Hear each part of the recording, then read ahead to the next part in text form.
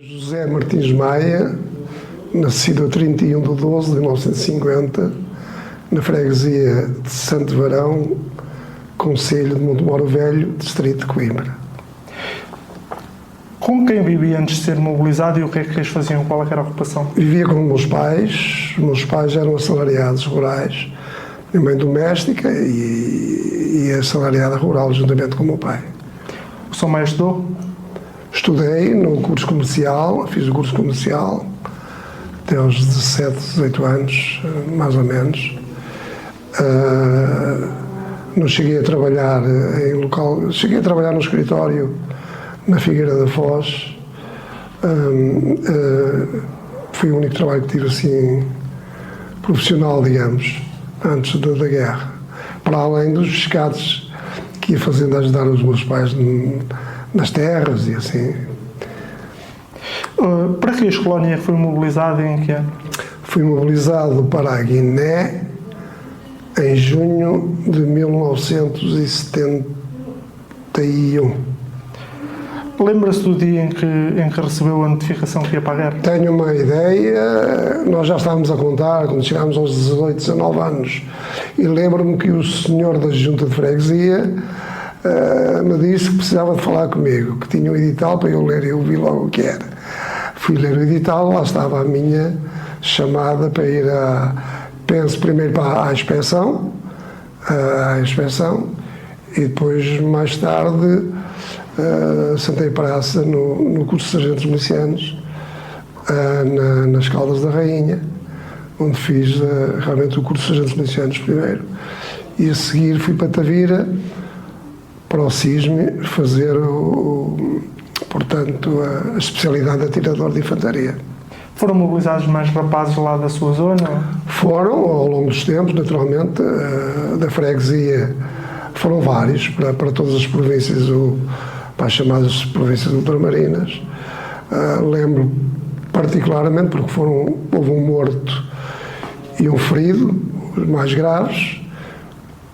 O morto foi o Girão, um Girão que era primo de outro Girão que chegou a ser presidente aqui da Associação dos Oficiais das Forças Armadas, aqui em Coimbra, José Sol Girão, que ficou amputado uma perna também na Guiné, e um primo dele, que era João Girão, que foi ferido, curiosamente, também com tiro na cabeça. Eu digo este também, porque eu também fui ferido com tiro na cabeça.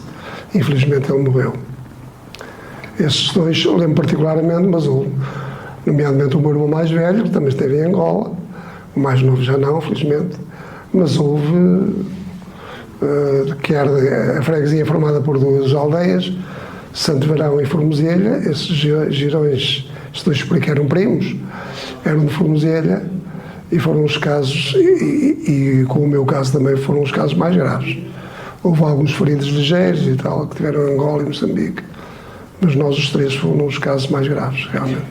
Portanto, teve em Tavira, e depois como é que foi a viagem para a Guiné? Tavira fiz a especialidade, e de Tavira vim para Viseu dar já uma recruta a soldados para o R14. Dei uma recruta no R14, depois mais tarde fui para Évora, para o R16, onde formei batalhão, e daí segui para a Guiné, de Évora para a Guiné. Portanto, isto terá sido em junho de 72, em princípio, sim. Foi de avião, não é?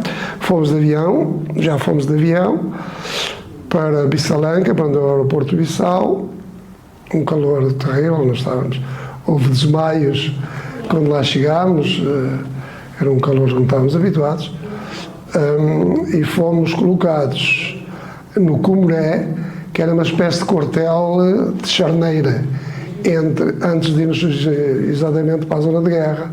Tivemos, penso que lá cerca de um mês, que era uma zona relativamente perto de Bissau, mas era um quartel onde nós fazíamos o chamado, era uma espécie de estágio, antes de irmos exatamente para o mato. Tivemos aí cerca de um mês.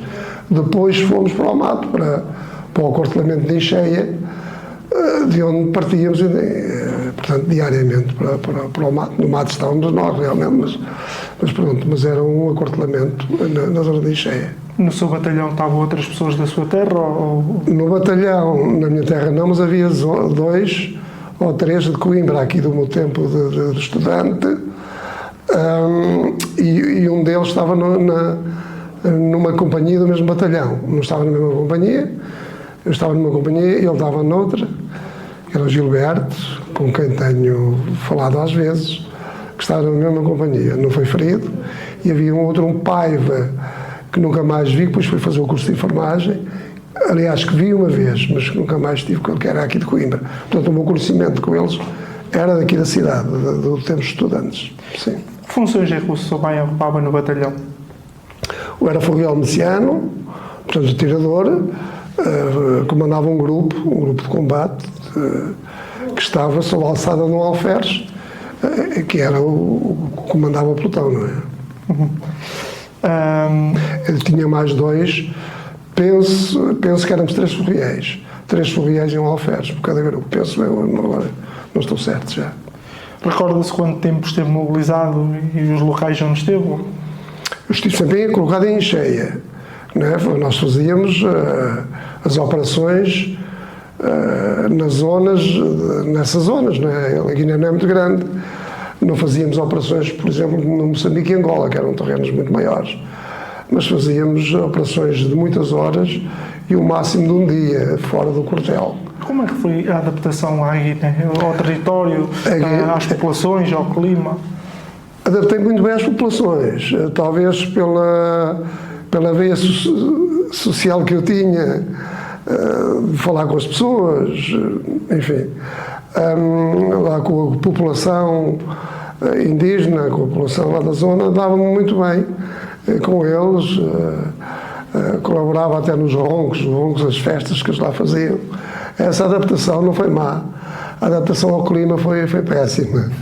Eu penso que quem passou na Guiné sabe isso, uma zona muito quente, muito úmida. Aqueles primeiros tempos foram horríveis porque não tivemos contactos nos primeiros dias, mas atravessar a Bolanha, a lama secava no corpo, íamos deitar-nos. Às vezes aproveitávamos até para nem nos lavarmos, que a água também não era muita, mas a lama no corpo seca, dava-nos para proteger-nos dos mosquitos. Dormíamos de botas, calçadas, às vezes o cansaço era tanto que nós nem nos... Portanto, os quartos eram os quartos improvisados, naturalmente. Pronto, era isto no início e depois fomos nos adaptando, naturalmente. E como é que era a rotina lá no quartel? A rotina era isso. A companhia nunca saía toda ao mesmo tempo, saíamos por fases. Quando saíam vários grupos, nunca saía só um grupo, na Guiné isso não acontecia. Saíam sempre vários grupos da companhia e depois alternávamos, saíam 2 ou 3 grupos ao mesmo tempo, depois andávamos lá o tempo que era necessário, regressávamos, descansávamos um dia ou 2, depois voltávamos e os outros descansavam. Era um rolemã que se fazia mais ou menos. Como é que contactava a família cá em Portugal? A família era contactada através dos aerogramas e de carta, normalmente para a namorada era uma carta, mas enfim. E para a família, para o irmão mais velho, já que o irmão mais novo era um bocado mais novo, e para os pais era de aerogramas, os amarelitos, que a gente não lhe chamava, não é? Essa correspondência, por exemplo, com a namorada chegava a horas ou como é que era? Demorava algum tempo, mas havia respostas, felizmente havia respostas dela. Até uma vez o meu futuro sogro, digamos, mandou-me uma embalagem com chouriços e numa caixa com chouriços e toucinho e uma palha, que a palha era um grelo, já chegaram lá a palha, não é? Mas o chouriço e o toucinho, até o dividi para a rapaziada, soube muito bem. Do resto eram as cartas normais, para o irmão mais velho, nomeadamente, só, porque o mais novo, na altura, era novito, ele é mais novo que eu, 7 anos, portanto, Portanto, se eu tinha 21, ele devia ter uns 13, 14. Pai, assim. E como é que era a vossa alimentação no quartel e o acesso à água? Como é que era? A água era difícil, porque a água era muito estagnada na Guiné. Não havia água 100% potável. Muitas vezes cedo levávamos a apanhar água da bolenha e até a coá-la, digamos assim, até com lenço, que era um engano, era um disfarce. Às vezes estávamos a encher a água das poças onde as bajudas, as cachopas e os rapazes lá negros estavam a banhar-se, não é? A tomar banho, porque a água estava sempre quente e a gente bebia aquela água, não havendo outra. Embora possa dizer que o nosso acordelamento não era dos piores. Havia acordelamentos, principalmente aqueles mais chegados à fronteira, eram bem piores. Nós não estávamos muito longe de Bissau. Eu costumo dizer que o que eu passei na Guiné não foi dos piores. Não foi dos piores momentos em relação a muitos, que até nem foram feridos. Mas o ambiente, principalmente ao princípio, era realmente para jovens de 21 anos, como era o nosso caso, e os soldados, na maioria de 20 anos, foi complicado, mas ultrapassámos isso. E a comida? Pescavam, caçavam? Como é que era? Havia, na Guiné era difícil ir à caça. Sei que em Angola, em Moçambique fazia-se em Angola, em Guiné também se fazia. Também havia lá um ou outro mais maluco que iam à caça, chegaram a caçar algumas coisas e tal, mas era perigoso. A comida era o arroz e a massa, normalmente. Andámos uma altura a comer arroz com cubos de marmelada da ração de combate, porque os mantimentos começaram a ser abatidos. Foi uma altura em que o PSGC começou a ter mísseis terra e ar, em que os aviões começaram já, os Fiat, a ter muitos problemas, que foi na altura, ao finais de 72 ou início de 73, foi bem assim, não estou certo, em que a comida já chegava com dificuldade ao acordelamento. E nessa altura tenho essa ideia, não havia mais nada para comer com arroz, senão esses cubos de massa, cubos de marmelada, que era da ração de combate. Mas ou quem passasse pior.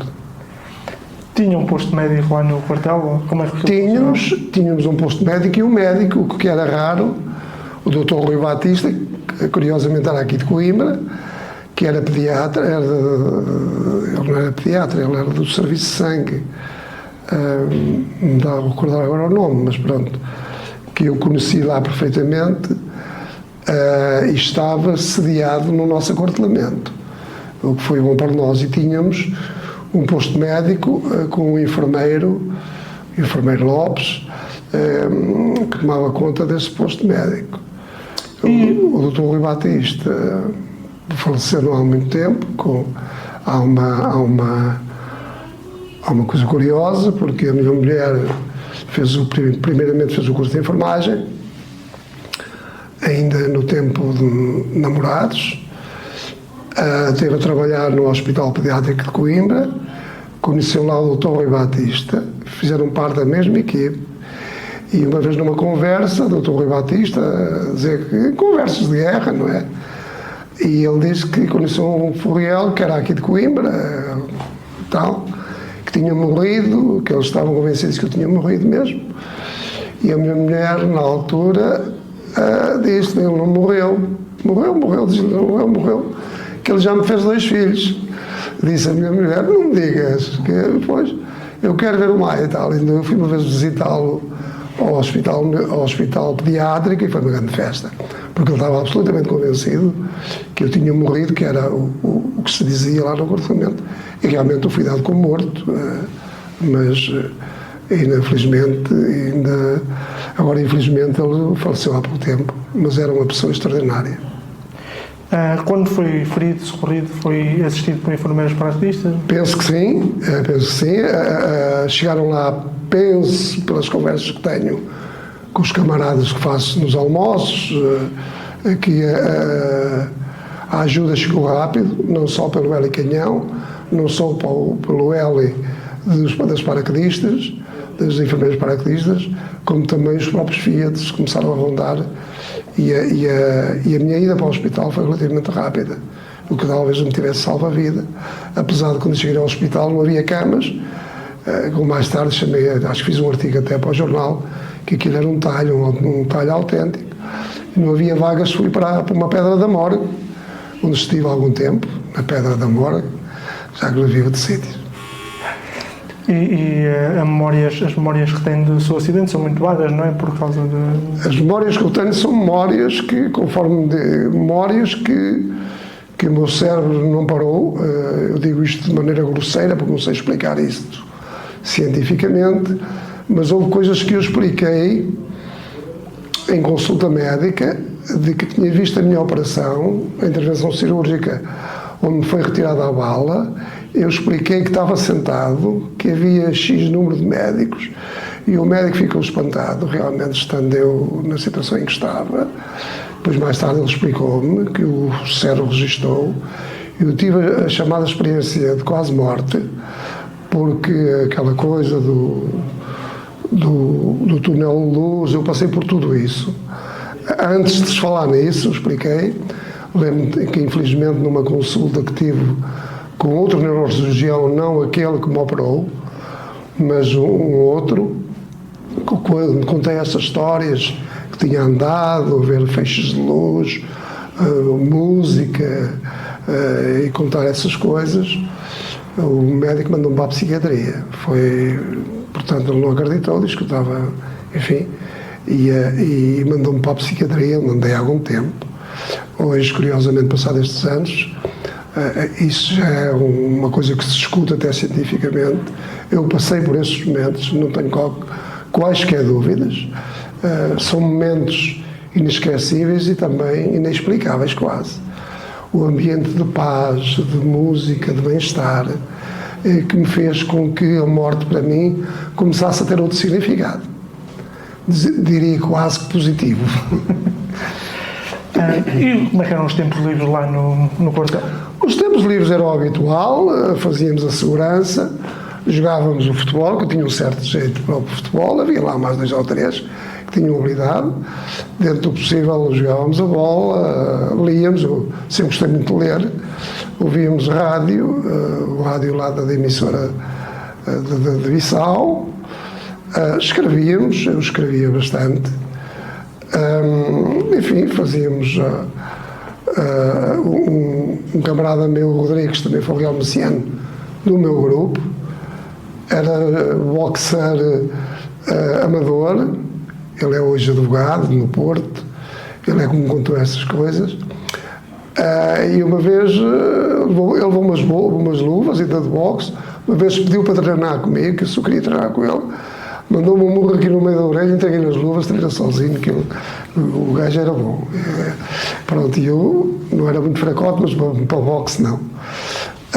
Mas passávamos o tempo em ambiente dentro do possível, sempre com os cuidados a ter.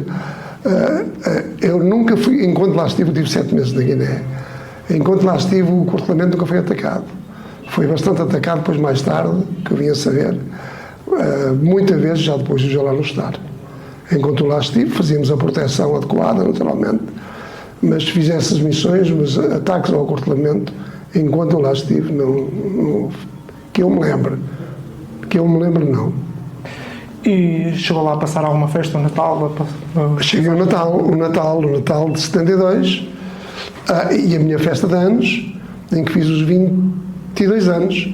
Fizemos uma grande festa, comprei 2 porcos, lá aos nativos, mandei-os assar e foi para toda a companhia, para o grupo de combate. Como é que foi essa história de comprar os porcos aos nativos? Comprei, havia quem me dissesse, ao Foguel, a gente não é preciso comprar nada, a gente vai lá e tal. Eu não tenho esse feitio, paguei os porcos lá a eles e foram assados, pronto, e fizemos uma grande festa. Tenho fotografias disso, penso eu. Bebemos uns copos valentes, pronto, e foi a festa que se pôde fazer no meu dia de anos. E o Natal era um Natal normal, tínhamos muito medo, receio. Geralmente eles atacavam nesses dias de festa, segundo diziam os mais antigos, Penso que no meu Natal, penso que não atacaram.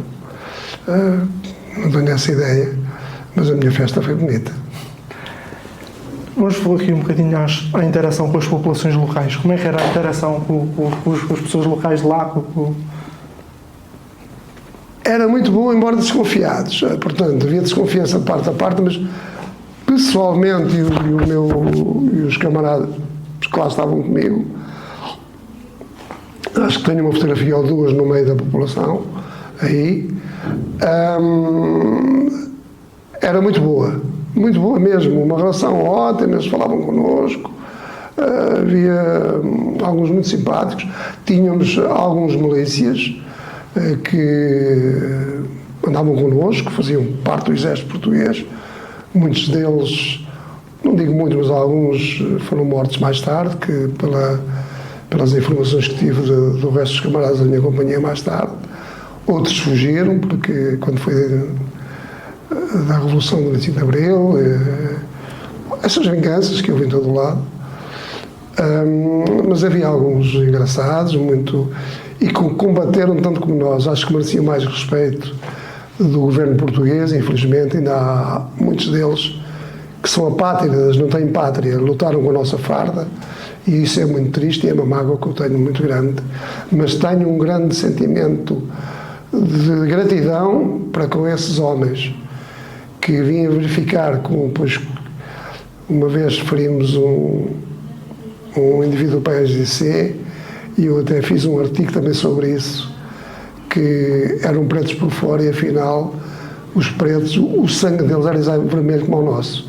Eu comentei isso até num pequeno artigo que fiz, até para mostrar aos soldados, a alguns soldados que tinham este ódio, e eu explicava-lhes que os inimigos não eram eles, éramos nós.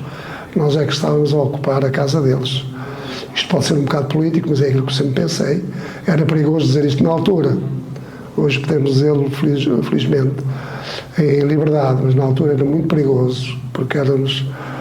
E eu passei por essa fase porque fui preso aqui para PIDE, aqui em Coimbra, com aos 17 ou 18 anos, sem ter nada a ver com a política, apenas conhecia aí um grupo, um deles era num sindicato aí, e eu também não sabia, que a polícia a PIDE já o tinha debaixo do olho, e fui chamado aqui à sede da PIDE em Coimbra. Não me bateram, passaram a mão para a cara e tal, mas felizmente, mas foi uma experiência que eu tive, só por estar a falar com 2 ou 3 rapazes, um deles que era sindicalista. Essa experiência, eu na altura estava a jogar na Académica, tinha 17 anos, e foi uma experiência. Quais eram as vossas principais dificuldades no dia-a-dia? Bem, realmente a saudade era uma palavra, uma saudade muito grande dos pais, o medo. Embora o medo comigo e com outros, acredito também. Já me perguntaram várias vezes, até os meus filhos me perguntavam se eu tinha medo, não sei o quê. Só tinha medo até ao primeiro tiro. É aquilo que eu costumava dizer. Era exatamente quando se jogava a bola. Só tremíamos a tentar entrar em campo. Quando a bola começava a rolar, tudo acabava, não é? E na guerra também era assim. Até ao primeiro tiro, enfim, o Termos-Lix, enfim. Surgia o primeiro tiro e o medo ia-se embora, e as pernas deixavam de tremer e puxavam-nos para a frente, enfim. Era isso, no fundo. Como é que viveu a participação na guerra? Como vivi. Há 2 fases da guerra, a fase dos tiros, como eu lhe chamo, e a fase do pós-guerra. A fase dos tiros, pronto, éramos muito jovens, como lhe disse, adaptámos-nos. Esse medo, como já disse, era antes, mas havia sempre esse receio de um ataque de uma mina que era a parte que nos assustava mais, as armadilhas e as minas. O facto de sabermos que íamos num trilho e saber que nessa altura estava uma arma a acompanhar a nossa cabeça, porque é isso que nós fazíamos também nas emboscadas que fazíamos. E olhávamos à volta naqueles arbustos que nos estariam, e isso realmente era horrível, era um sentimento, mas com o tempo, dizer que havia terror, da minha parte, pânico, não, mas havia medo, ninguém diga que não tinha medo, mas lá está, fomos-nos habituando.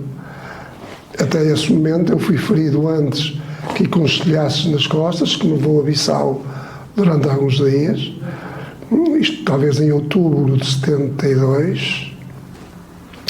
Depois o capitão foi-me buscar a Bissau, perguntou por mim, disseram que eu não estava lá, tinha ido, e eu aproveitei para ir treinar ao Sporting de Bissau, e treinei, e tinha tudo tratado para lá ficar, porque havia indivíduos que faziam a comissão a jogar futebol, e eu já tinha tudo tratado lá com eles, mas ele foi-me buscar a Bissau, e não me deixou lá ficar, que eles gostaram de mim e tal, mas pronto, regressei ao acortelamento, e passado um mês e meio fui ferido.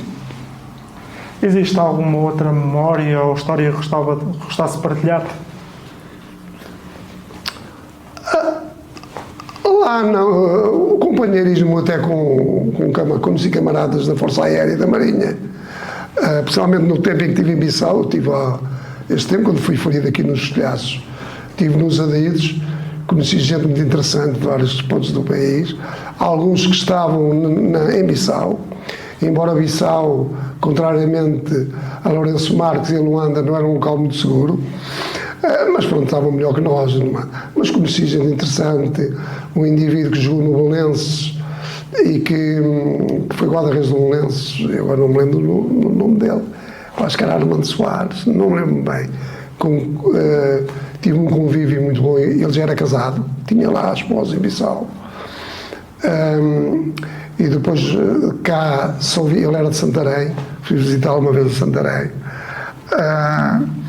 É, portanto, um convívio muito bom com as várias áreas da guerra, digamos assim, com a Força Aérea, com homens da Marinha, dos fuzileiros, mas não me lembro assim mais nada especial. Quando voltou a Portugal? Bom, eu sou ferido o ferimento mais grave, porque já tinha sido ferido antes, como se estivesse aqui nas costas, mas isso resolveu-se. Voltei a Portugal a 19 de janeiro de 73, depois de ter estado 2 dias no Hospital Militar de Bissau. As enfermarias estavam cheias, estive na morgue, e depois, a 19, vim num avião da TAP, penso que da TAP, por causa da pressão para a bala não se deslocar muito. Vi no porão do avião, onde vinham 7 ou 8 urnas com camaradas mortos, e vim para Lisboa, e depois de Lisboa, no aeroporto, estava uma equipe do Hospital Militar Principal à minha espera, e fui para o serviço de neurocirurgia da Estrela. E lá fiquei internado e fui operado a 25 de janeiro para extração da bala. A bala, havia algumas dúvidas, segundo me parece, pelo que me lembro, sobre o perigo da operação, que a bala estava instalada no cerebelo. Tinha que saber se ela se tinha deslocado ou não, mas pronto, correu tudo bem. Penso que tive sorte com o neurocirurgião, com o Dr. Pereira Gonçalves, e tudo correu bem. Depois mantive-me lá internado não sei mais quanto tempo. Depois tive um certo tempo na Estrela. E mais tarde, terá sido lá em maio, junho, junho, início do verão, fui transferido para o anexo de Campolide, para o Serviço de Sargentos, onde iniciei a minha reabilitação, propriamente dita, e mantive-me ligado ao Hospital Militar até 1976, 77, por aí assim. Ligado ao hospital, depois saí do internamento e comecei a dormir fora, onde já estava mais restabelecido. Fui até para a Mestre Sargentos, que era o antigo Hotel Atenas, na Avenida do Glolé. Enfim, e reiniciei a minha vida, mais ou menos. Entretanto, tinha mantido os contactos com a associação, os contactos foram feitos em 73, mas em 74 eu comecei a trabalhar na associação como voluntário em meados de setembro, para aí assim, de 74. Pronto, e depois a minha vida passou a ser a AFA, digamos assim. Os contactos com a família eram... Houve uma fase que eu tive que não queria vir a casa. Talvez algum complexo, talvez medo da rua. Para mim foi uma grande confusão ter acordado, vir da Guiné e ter acordado praticamente na Grande Lisboa. Tive algumas cenas engraçadas, uma delas foi a atravessar o Marquês de Pombal a pé, a atravessar a direita e os carros todos a apitar e eu não me apercebi onde estava, não é? E fui-me adaptando aos poucos. Foi assim. Que marcas é que a guerra deixou em si e na sua família? A primeira reação, no recobro, quando eu acordei e reparei que tinha todo o lado esquerdo paralisado. Eu ao princípio não sabia bem o que tinha, não é? Primeiro pensei que estava amputado. Depois vi que não, mas que tinha o braço e a perna esquerdos paralisados. Ora, eu que fiz desporto desde muito cedo, foi um momento muito difícil, muito complicado. E que aos poucos, também com a ajuda de outros camaradas, alguns enfermeiros, alguns médicos, enfim, e também com a família e também com pessoas que eu não conhecia. Havia duas senhoras que iam visitar, tinham até um cartão do próprio hospital para ir visitar doentes, e conhecias aí a Dona Inês e a Dona Joaquina. Fizemos grandes amigos e da família que me deram um apoio muito grande. Portanto, estava praticamente em casa. Depois tive uma fase, quando comecei, depois vim a casa uma vez por outra, mas depois tive uma vez que entrei em depressão e tive 3 meses sem vir a casa, por isso simplesmente. Não queria vir a casa.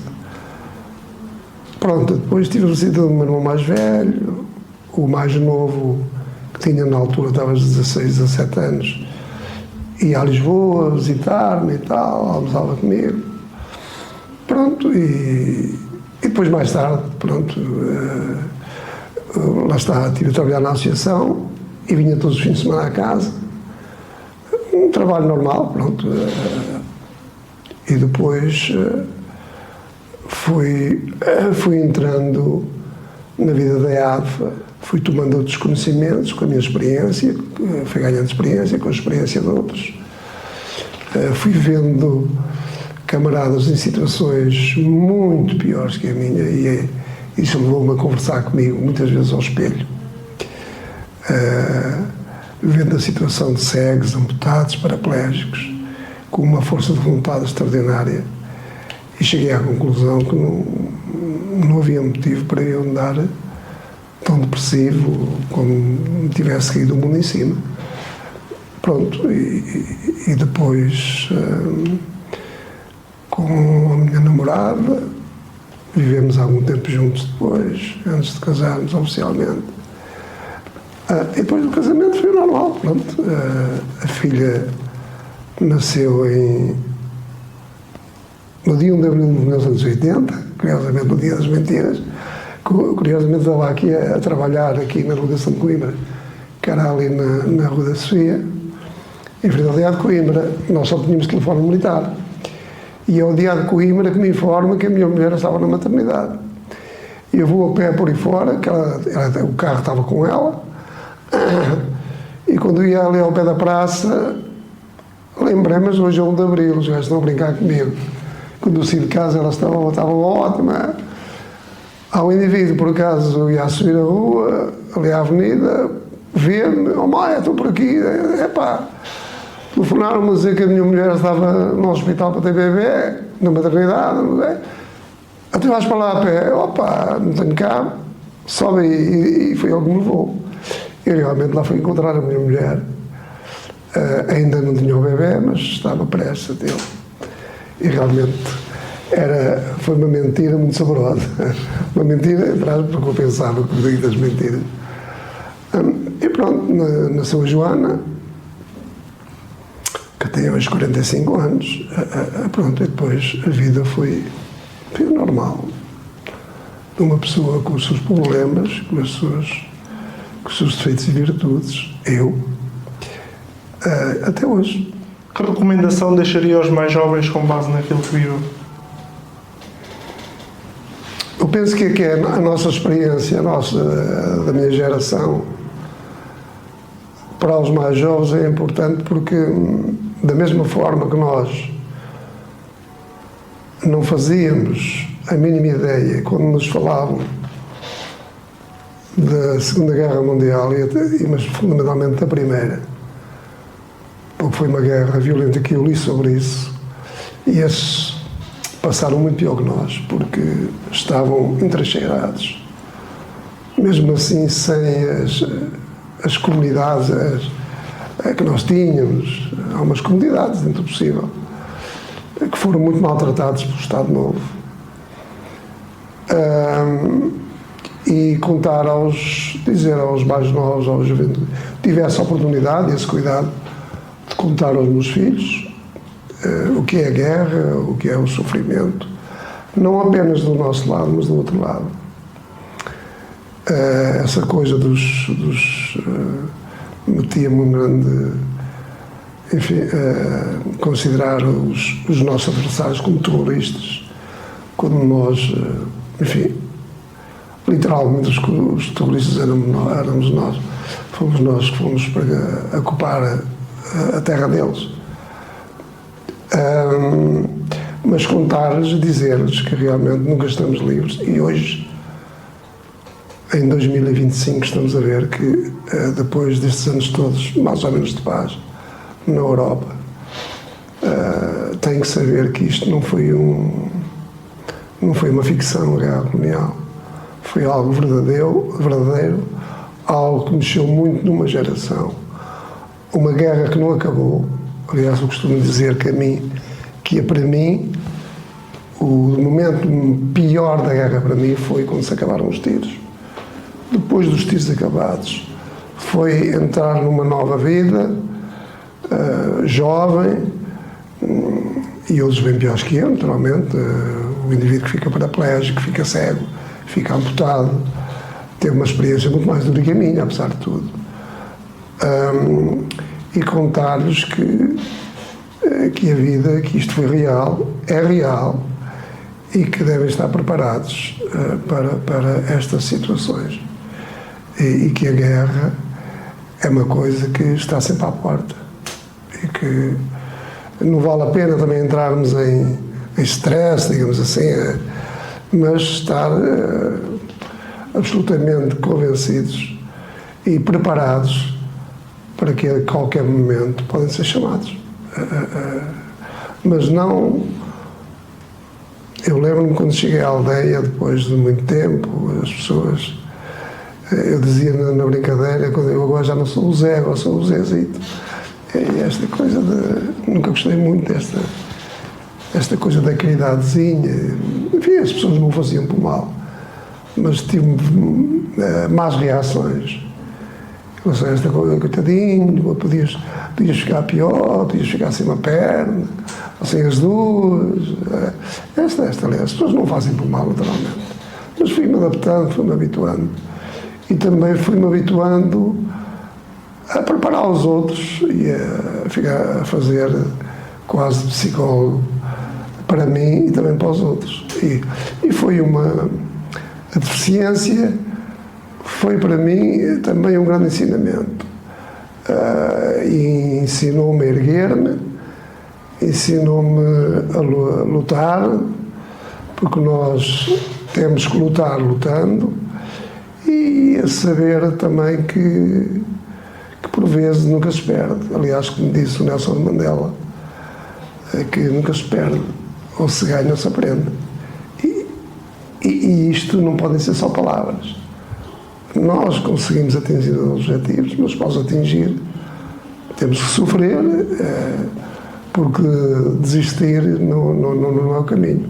Embora compreenda, e eu passo por momentos desses, já tive momentos completamente de desilusão, completamente abandonado da vida, e portanto é preciso, precisamos da nossa e da força dos outros e do carinho dos outros. Hoje sou um homem, não vou dizer que realizado, porque não realizei aquilo que gostaria, mas enfim, dentro do possível. Tive uma família, como já disse, uma família que me apoiou, uma mulher que foi a minha cuidadora e que estava dentro da área da saúde, que foi um grande apoio. Hoje somos cuidadores um do outro e a nossa filha é a nossa cuidadora. Portanto, porque a minha mulher hoje tem também, eu tenho 80% de incapacidade e a minha mulher também tem 80% de incapacidade. E hoje cuidamos um do outro e isso é importante. Sr. Maia, como é que gostaria de ser recordado?